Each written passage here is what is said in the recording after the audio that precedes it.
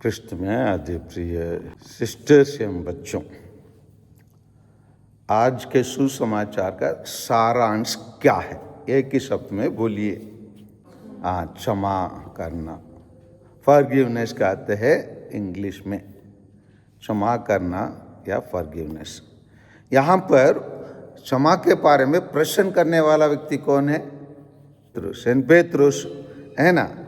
और वो प्रश्न किया, क्या प्रश्न किया? तो प्रभु, यदि मेरा भाई मेरे विरुद्ध अपराध करते जाए तो मैं कितनी बार उसे क्षमा करूं? यही उसका प्रश्न था।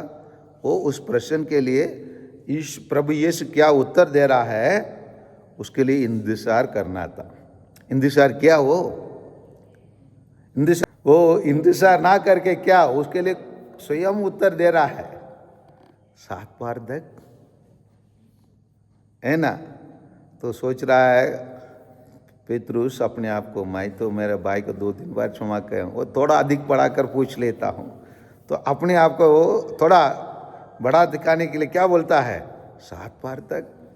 तो सोचा होगा 7 बार तक तुम जमा करने के लिए तैयार है, भला अच्छे प्रेरित है, तुम महान व्यक्ति है, 7 बार तक क्षमा करने के लिए तो तैयार है बोल के प्रभु यीशु उसका तारीफ करना चाहिए था।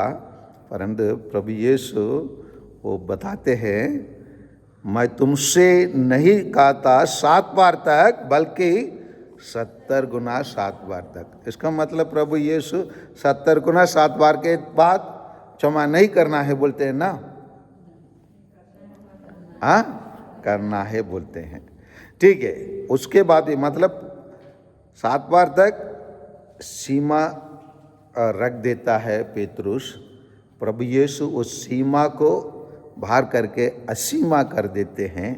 लेकिन यहाँ एक दृष्टांत क्षमा के बारे में प्रभु यीशु स्वयं बताते हैं। कैसे बताइए?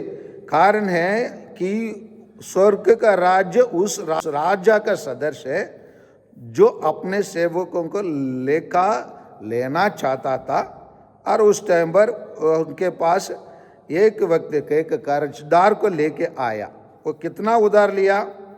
उसको लाखों रुपया का एक कर्ज। लाखों रुपया बहुत बड़ी पैसा है ना, रकम में बहुत बड़ा रकम है। उस उधार लिया, लेकिन किससे उधार लिया?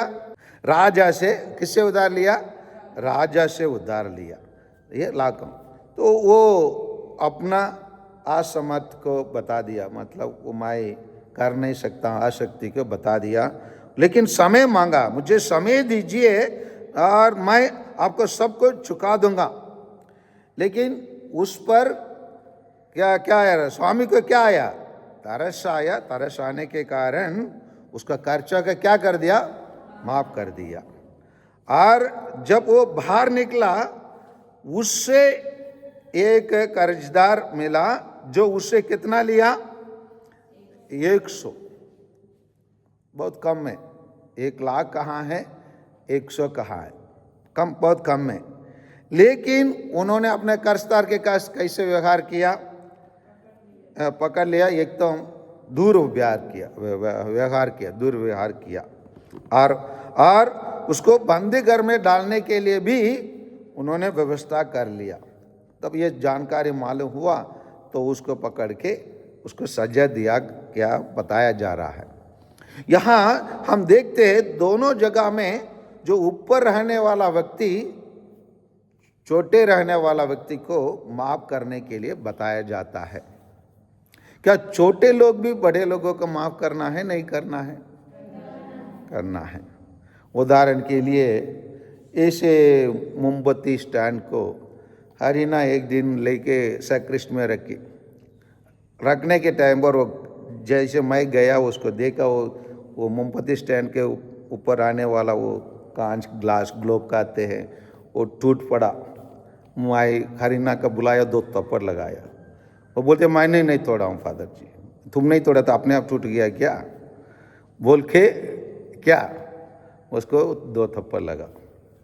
बाद में मेरे को पता चला, सिस्टर है ना अंकिता आकर बता रही है, फादर वो ग्लोब गर्म रहा इसीलिए वो ग्लोब क्या है, छूट गया फादर। ऐसे अरे रे ऐसे ही क्या, जो हरीना का बुलाओ, मैं हरीना का बोलता हूँ, हरीना मुझे माफ़ कर दो, तो हरीना क्या बोलेंगी? No problem father. मैं उसको है ना उसी दिन भूल गया फादर, तो बोलेंगे तो वो किसका माफ़ कर रही है? जो उससे बड़े रहने वालों को माफ़ करती है। तो इसी प्रकार करने के लिए आज प्रभु यीशु सिखाते। बड़े लोग जैसे वो सोचा भी होगा, ये तो राजा है, राजा के पास बहुत पैसा है, उसको मेरे को उधार को जमा करने से क्या प्रॉब्लम है, सोचा होगा। राजा के लिए कुछ कमी होता है क्या? अगर कोई अपना प्रजा अपना उधार को वापस नहीं करते, कुछ कम होता है क्या? नहीं होता है। वो भी उसके मन में विचार रहा होगा, लेकिन वो इतना उधार उसको मिलने के बावजूद वो जमा करने के लिए तैयार नहीं हुआ, इसीलिए उसको सजा मिला। इसलिए यहाँ कहा जाता है, यदि तुम्हें हर एक अपने भाई को पूरा हृदय से क्षमा नहीं करेंगे, तो मेरे स्वर्गीय पिता भी तुम्हारे साथ ऐसे ही करेगा। आमीन।